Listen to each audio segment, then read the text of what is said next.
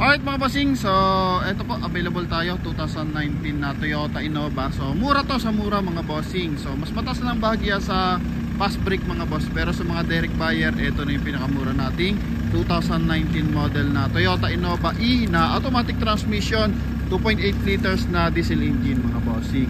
So ito mga boss is meron mileage na 48,000 km mga boss. Then usually naman sa display center mga bossing, sa nakakartag dyan 878, 898. Then mura na siguro makukuha yung 868 to mga bossing. Pero sa atin mga boss, sa Promote PH, so pwede mo ito makuha sa halagang 820,000 mga bossing, no? Yan. So kung anong meron dito para sa ating mga mahal na subscriber and viewers, eto na yung pagkakataon yung makita mga boss. Shoutout lang natin yung ating maingay na Lambo mga boss, no? Yan, 2018 model and 18 million din yung ating Lambo na yan mga bossing. So eto mga bossing, dito muna tayo sa front area. So 2019 model, ito pa yung dating design ng ating Toyota Innova. So yung 2021 kasi is meron ng fa-curve dito. Then ito mga boss is connected yung kanyang silver accent dito sa kanyang headlight mga boss, no? Yan, then mapapansin mo coding net is Wednesday. Then kulay red yung ating unit, naka R16. Then 85% red light to lahat mga boss. May signal light sa kanyang side mirror, may rain visor din to mga boss. Then sa fog light naman niya, meron siyang chrome accent. Yan, para sa kanyang headlight mga bossing. Yun nga lang, may connected na silver accent sa kanyang front grille mga boss. So nagbibigay ng additional elegant, naka blind spot to mga bossing. And then original lahat ng bubog mga boss. Pagdating naman dito sa kanyang interior, so eto yan. So sa door panel niya is naka power window, naka power adjust yung kanyang side mirror, left and right yan mga boss. Okay, then dito naman sa kanyang steering wheel, so meron siyang hands-free connection, voice command para sa ating 1DIN audio system.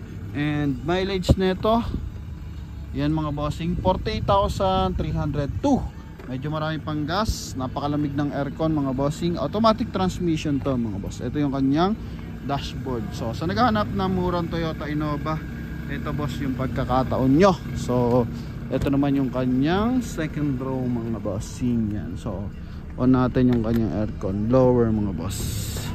Okay, so ito mga boss is good for 7-seater na diesel engine. Makapal pa yung gulong yan mga boss. Yun nga, 85% red light pa yan. Then ito yung kanyang likuran.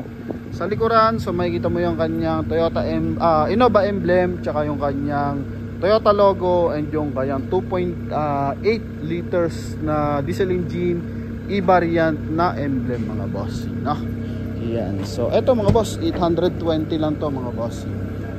Okay, so may mga ilang gamit ng ating mga tropa pits kasi dito nakapwesto yan.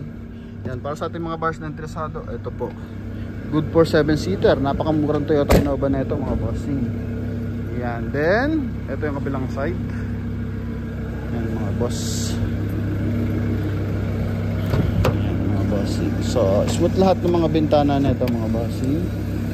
So ano lang to, na karawas na to, na detailing na ng bahagya mga boss. So papakinisin na lang bahagya yung ating interior mga boss. So yun na yan mga bossing, no? And ito naman yung kanyang, may scratch lang sa kanyang side. Yung front area. So open natin yung kanyang engine bay. Yan. So makikita mo naman sa plaka, walang bahid ng bangga mga bossing. Hazard din natin para makita natin sa kanyang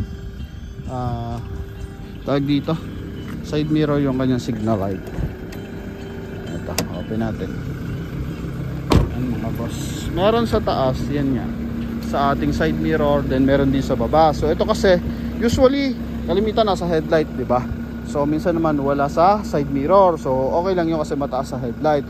Pero pag ganitong mababa kasi yung ating turn signal, mas maigi na meron sa kanyang side mirror mga boss, para yung mga maliliit na kotse nakikita na nakasignal tayo or meron tayong hazard mga boss. Okay, ito naman yung kanyang engine bay. Yan mga boss, maluwag, malinis na to mga boss. Angat lang natin, tukuran lang natin ito mga boss. So walang usok yan mga bossing. Yung klarando ng karado na napakalinis na natin. 2.8 liters na turbo diesel to. Walang isinambangga yung ating unit mga boss. Alright, yan. So, final viewing para sa ating engine bay ng ating Toyota Innova E automatic transmission mga boss. Yan. Okay, so front area natin mga boss, final viewing.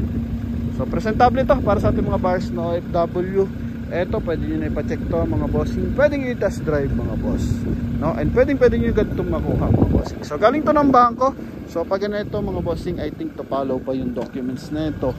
And klaruhin natin mga bossing. So kung pwede na siya sa financing, kasi pag wala pa yung documents, so hindi pa siya pwedeng apply through financing transaction mga boss.